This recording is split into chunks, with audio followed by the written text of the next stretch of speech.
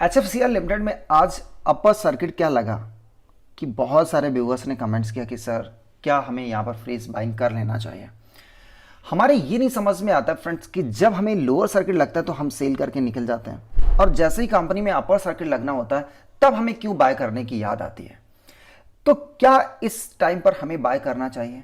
क्या एक operators game है या सोची समझी रणनीति है? क्या यहाँ पर फ्रीज बाइंग करना सही साबित हो सकता है? यहां से आप देख सकते हैं HFCL लिमिटेड एक 5G टेक्नोलॉजी में एक अहम रोल प्ले करने वाली कंपनी, जिस पर मैंने कई बार कहा कि फ्रेंड्स आप अपने स्टैंड पे रहिए। आप अगर स्टॉक मार्केट में आए हैं तो थोड़ा पेशेंस आपको रखना पड़ेगा, जबकि मैं हर वीडियो में एक आपको वर्ड बताता हूं, P=P, पेशेंस टू पैसा। अगर आप ये नहीं कर पाओगे तो डेफिनेटली मार्केट से सिर्फ अपना लॉस करके जाओगे, क्योंकि मार्केट में ऐसा नहीं होता कि सभी स्टॉक एक दिन अप जाएं दूसरे दिन डाउन जाना है। क्या होगा कि ये स्टॉक कभी अप जाएगा कभी डाउन जाएगा, और हम क्या करते हैं कि जो स्टॉक डाउन जाने लगता है ना उसमें सेल करने के पीछे भाग जाते हैं कि सेल करके निकल जाओ, बहुत स्टॉक नीचे चला जाएगा।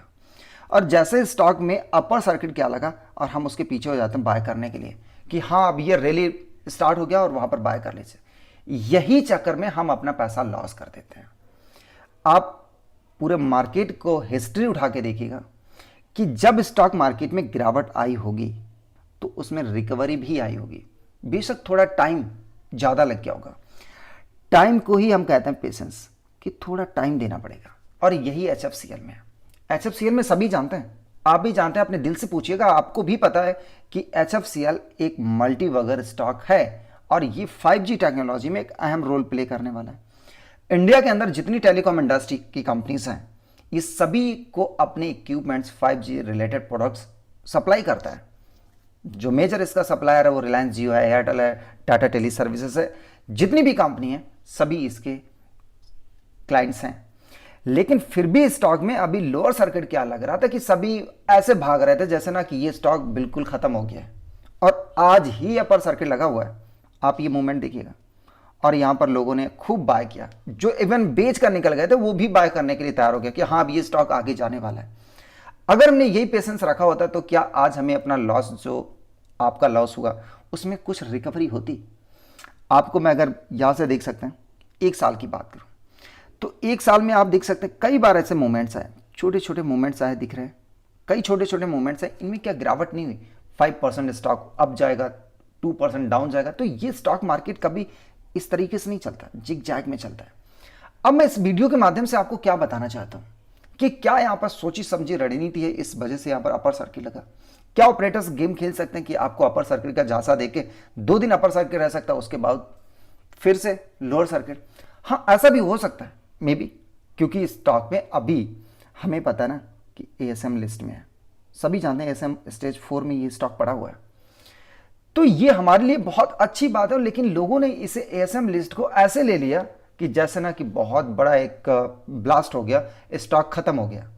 ASM लिस्ट का पूरा फुल फॉर्म ही अगर देख लेते फिर भी आपको समझ में आ जाता है।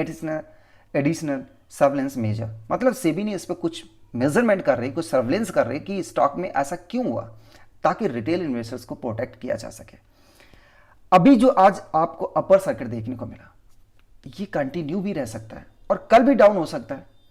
यही स्टॉक मार्केट है, क्योंकि भविष्य कोई नहीं देख के आया, फ्यूचर कोई नहीं देख के आया। सिर्फ हम उसका बिजनेस मॉडल, उसके फंडामेंटल एनालिसिस, टेक्निकल एनालिसिस, इनके बिहाफ पर स्टॉक को ये बता सकते हैं कि स्टॉक फ्यूचर में अच्छी ग्रो कर सकता है और इस प्राइस तक पहुंच सकता है, जो कि ऑलरेडी मैंने लास्ट वीडियो में आपको दिखाया है इसका प्राइस वैल्यूएशन करके कि 5 साल में ये स्टॉक कहां तक जा सकता है।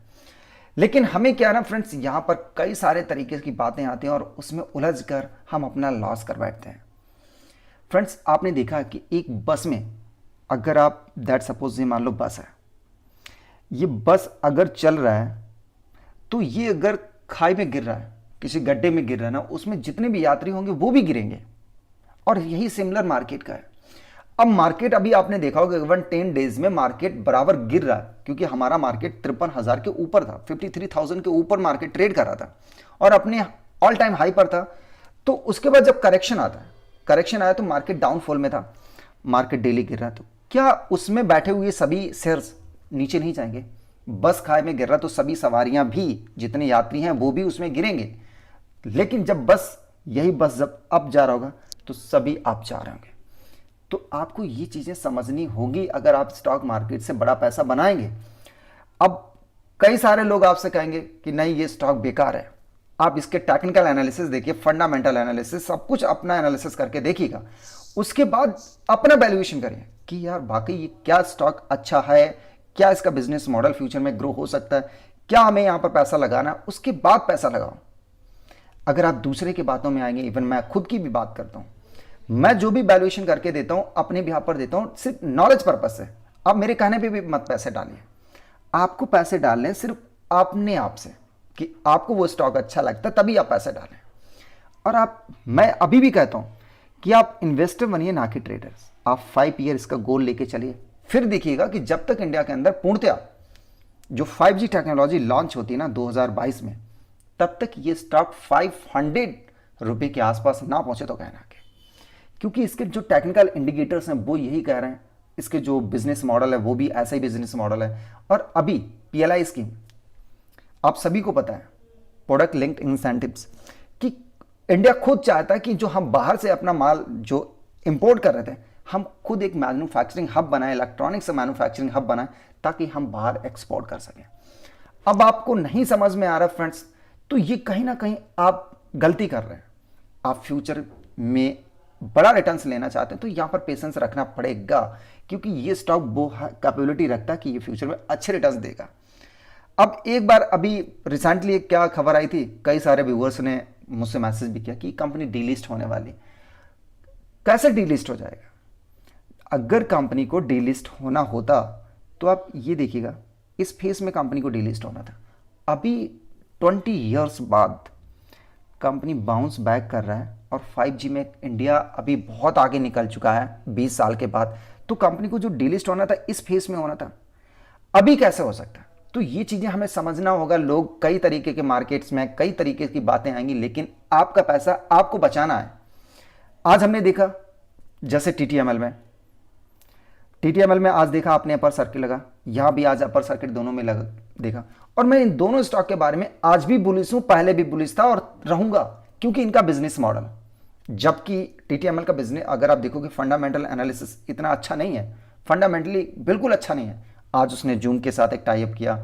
आप देखिएगा, आपने देखा होगा कि नेटवर्क जो 5G कंपनीज है, तेजस नेटवर्क HFCL का कॉम्पिटिटर है, उसको वहां पर 63% एक्वायर करने की बात की है टाटा ने।